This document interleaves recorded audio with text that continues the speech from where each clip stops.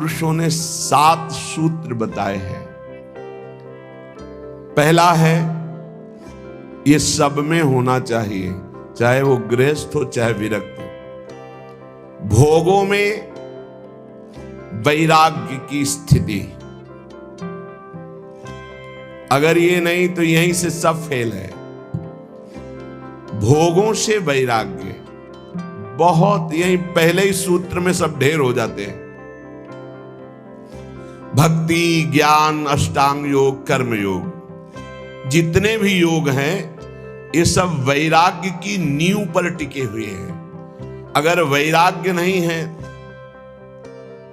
परम पूज्य श्री सद्गुरुदेव भगवान के साथ गिरिराज जी की परिक्रमा लगा रहे थे, जब पूज्य पंडित गया प्रसाद जी की समाधि आई, बोले आओ चलो बैठते हैं। हाँ बैठे। बोले जानते हो इनके हृदय में इस कोटि की स्थिति कैसे आई? जो 43-45 वर्ष की अवस्था में वैराग्य धारण कर रहे हैं और इस कोटि के महात्मा की सचल गिरिराज जी कहे गए, ऐसा जानते हो क्यों हुआ? कम समय में बहुत ऊंचाई प्राप्त की। बोले वैराग्य। गुरुदेव भगवान के वैराग्य, इस शब्द से तो अब तो किसी का परिचय ही नहीं लग रहा है। कोई बिरला वैराग्य शब्द से परिचय, नहीं तो वैराग्य का भी दिखावा दंभ हो रहा है। शुद्ध वैराग्य, भगवत प्राप्ति के मार्ग के उपासक को शुद्ध वैराग्य। वैराग्य किसी भी वस्तु, व्यक्ति, स्थान में जो भोग्य वस्तु है, हमारे अंदर भोग वृत्ति ही ना रह जाए उसे वैराग्य कहते हैं।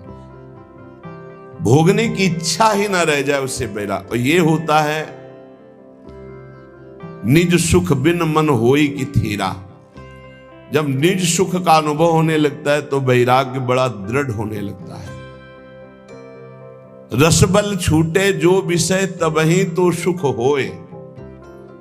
जब नाम का रस मिलने लगता है, प्रभु का आनंद मिलने लगता है, तो मन स्थिर होने लगता है। भोगों से राग रहित वृत्ति हो जाती है।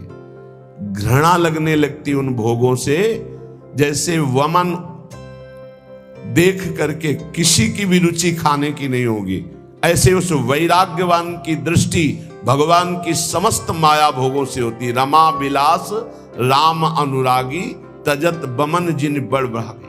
जो बड़भागी जन है वो बमन के समान भगवान की इस माया के विलास का त्याग कर देते। रमा विलास राम अनुरागी, तजत बमन जिम जन बड़भागी। वो जन, भगवत जन, बड़भागी जन हरि की माया के भोगों को ऐसे त्याग देते हैं जैसे वमन।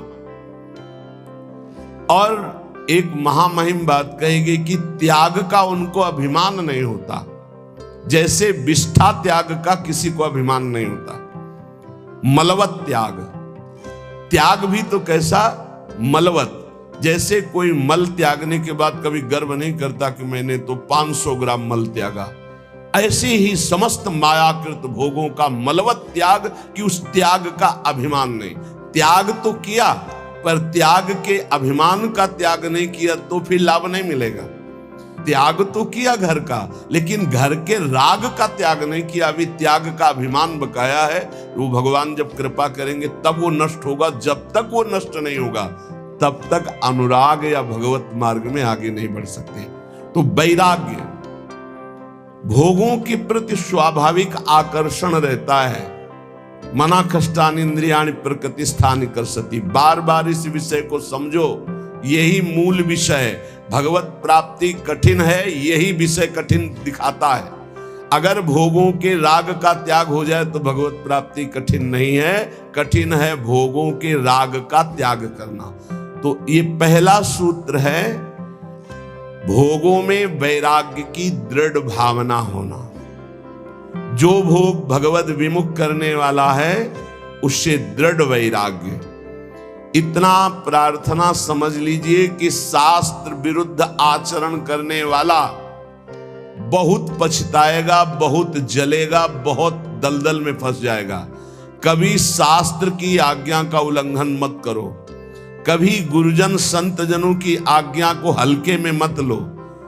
अगर जिन्होंने हल्के में लिया वो फंस गए और परम पद से दूर हो गए। माना कि तुम 4 धनियों को रिझा करके करोड़पति कहला सकते हो, माना कि तुम्हारे पास बहुत वैभव हो सकता है, लेकिन प्रियालाल की प्राप्ति नहीं कर सकते। जो शास्त्र और संत और गुरुजनों के वचनों की अवहेलना करते, हल्के में लेते हैं, वो इस माया से पार नहीं। हल्के अरे तो बोलते रहते हैं, और अपने मन की लगा के करते हो, जरूर फेल हो जाते हैं एक दिन। देख लेना, समय आने पर देख लेना, हमारे शब्दों को देख लेना कि आप ऐसे दलदल में फंसेंगे, आप ऐसी अशांति में फंसेंगे, आप ऐसे मोह राग में फंस जाएंगे जिससे प्रियालाल छूट जाएंगे, जिनके लिए आप चले। इसीलिए जानबूझकर सर्वस्व का त्याग किया जाता है प्रभु के लिए। अपने संपूर्ण ममत्व को, अपने संपूर्ण अहम को जब प्रभु के चरणों में समर्पित कर देते, तब दृढ़ भक्ति होती है।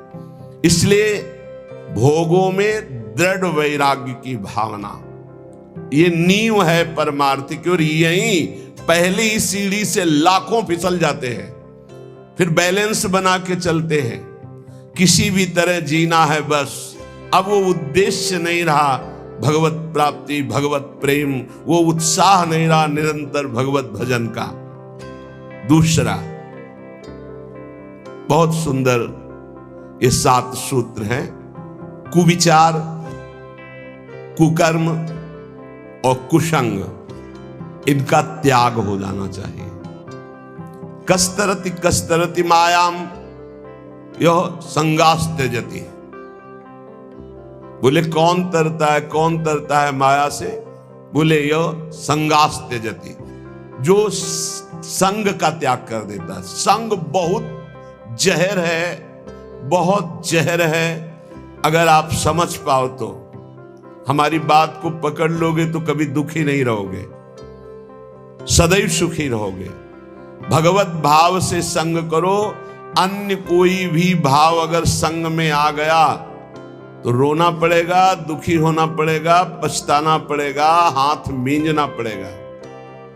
विश्वास कीजिए, तुम भगवान के हो, इसलिए तुम्हें फंसा तो कोई सकता नहीं, पर तुम्हें रोना पड़ेगा, तुम्हें तड़पना पड़ेगा, तुम्हें पछताना पड़ेगा। संगास त्यजति यो महानुभाव सेवते, जो भगवत विमुख का संग त्याग कर देता है, भगवत सन्मुख कराने वाले महापुरुषों का सेवन करता है। माया से मुक्त होने के लिए 2 बातें बहुत अनिवार्य हैं। यो महानुभाव सेवते, महापुरुषों का संग करता रहे, और यह संगास त्यजति, अन्य सब संगों का त्याग करता रहे। कुविचार, कुविचार कब हमारे अंदर आते हैं, अधिकार कब करते हैं? एक तो पूर्व कर्मों के अनुसार कुविचार होते हैं। जैसे बचपन से कुछ आदतें ऐसी गंदी होती हैं जिनको हमने कहीं सीखा नहीं, पढ़ा नहीं, दिखाया नहीं गया, सुनाया नहीं गया, पर वो अंदर से है, और वो भजन के द्वारा मिटती है, नहीं तो पूरे जीवन और अन्य जन्मों में भी बनी रहती है, क्योंकि पूर्व गलत किए हुए कर्म का संस्कार जीव के अंदर रहता है। दूसरा, इस जन्म का कुविचार होता है। पूर्व जन्म का कुविचार जब तक हम उसका क्रियात्मक रूप नहीं लेंगे, तब तक उसमें दम नहीं है। पूर्व जन्म के द्वारा कुविचार ये होता है कि पूर्व जन्म के किए हुए कर्म का कुविचार जो होता है, हम इस समय बिल्कुल सही ढंग से चल रहे हैं, लेकिन हमारे अंदर वो आकर्षण हो रहा है, वो खान पान का, वो भोग का, वो नाना प्रकार की दुर्विचारों का, क्योंकि वो संस्कार हैं, उन्हीं को भजन के द्वारा नष्ट करते। दुर्वासना मम सदा परिकर्षयन्ति। और एक होता है इस जन्म का, ये बहुत खतरनाक होता है। पूर्व जन्म का तो मंद होता है, वो विचार आया और चला गया, अगर उसको पकड़कर क्रिया में उतार दिया तब तो संस्कार बहुत दृढ़ हो गया, अगर क्रिया नहीं उतारी तो वो आया कुविचार नष्ट हो जाएगा। अब जो इस जन्म का कुविचार, उससे बचने की बहुत जरूरत है। गंदा दृश्य देखा, जैसे शौभरी ऋषि ने कुविचार उदय हुआ, 50 राजकुमारियों से ब्याह किया। सुनना, देखना और बोलना, इन तीन का विचार पर बहुत प्रभाव पड़ता है। हम गंदी दृश्य देख रहे हैं, गंदे संग करके गंदी बातें सुन रहे हैं, गंदी बातें बोल रहे हैं, तो हमारे विचार गंदे ही होंगे पक्का। क्योंकि जो हम देखते हैं, सुनते हैं, बोलते हैं, वही हमारा मनन होता है, वही हमारा विचार बनता है। इस जन्म में कुविचार को रोक दो। पूर्व जन्म के संस्कार रूप कुविचार जो आता है, वो तटस्थ भूमिका रखी जाए, साक्षी भाव, वो अपने आप नष्ट हो जाएंगे क्योंकि भजन चल रहा है। लेकिन इस जन्म का कुविचार ना होने पावे। कोई दृश्य देखकर मोबाइल आदि से या प्राकृतिक दृश्यों को ऐसे जो हमारी भोग वासना को बढ़ाए, कोई ऐसी बात सुनकर या ऐसी चर्चा करके जो हमारे विचारों को मलिन कर दे, इस पर बहुत सावधान रहना चाहिए साधक को। तो दूसरा है कुविचार का त्याग और कुकर्म का त्याग। कर्म सुकर्म और कुकर्म होते हैं। जैसे मति वैसे ही कर्म होते हैं।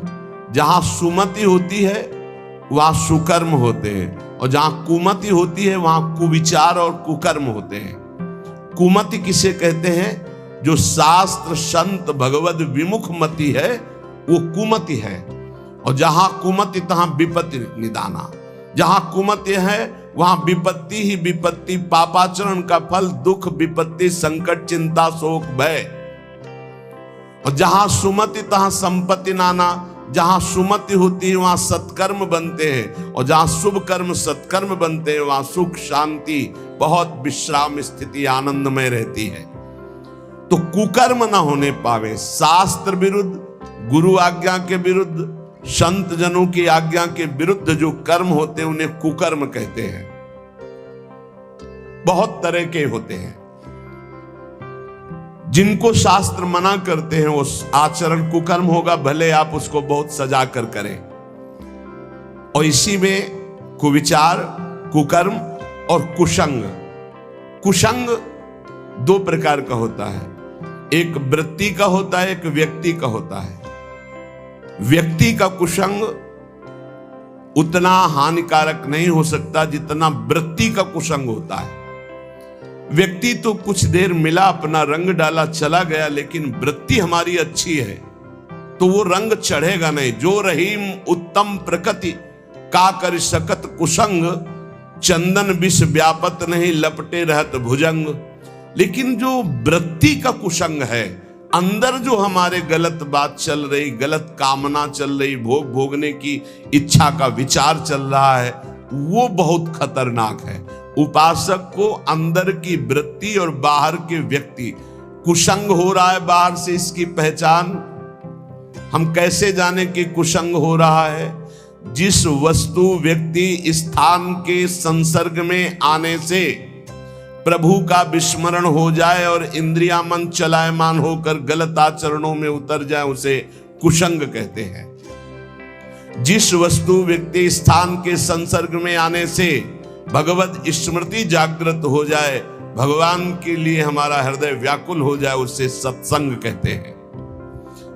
कुमार्गगामी वृत्तियों का त्याग करके भगवत मार्ग में चलने का नवीन उत्साह जागृत हो जाए, उसे सत्संग कहते हैं।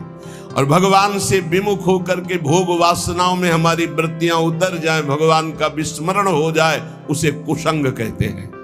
तो पहला है विषयों में दृढ़ वैराग्य की भावना, भोगों में दृढ़ वैराग्य। दूसरा है कुविचार, कुकर्म और कुसंग का त्याग संपूर्णतया। तीसरा, विषय चिंतन के लिए समय ही ना दिया जाए, निरंतर भगवत चिंतन किया जाए। ऐसे भजन का तार जोड़ दो कि खाली समय ही ना रहे कि कोई विषय चिंतन घुस जाए। ये वायरस है, वायरस पूरा डेटा उड़ा देगा तुम्हारे चिंतन का, तुम्हारी भक्ति का पूरा डेटा उड़ा देगा। ऐसा वायरस है कुचिंतन। बाहर से आरती कर रहे हैं, अंदर से विषय भोग की चिंता चल रही है। बाहर से फूल अर्पित कर रहे हैं, अंदर से विषय चिंतन चल रहा है। ये है, पूरा डेटा उड़ा दिया, बाहर से क्रिया भागवती हो रही, अंदर से चिंतन बिल्कुल बर्बाद। जिनका चिंतन भागवतिक चलता है, मुख प्रसन्न तन तेज विराजा, उनका मुख में प्रसन्नता होगी, शरीर में तेज होगा, क्योंकि भगवान नाम जपने से पाप नष्ट होते हैं, पाप नष्ट होते ही स्वाभाविक तेज प्रकाशित होने लगता है।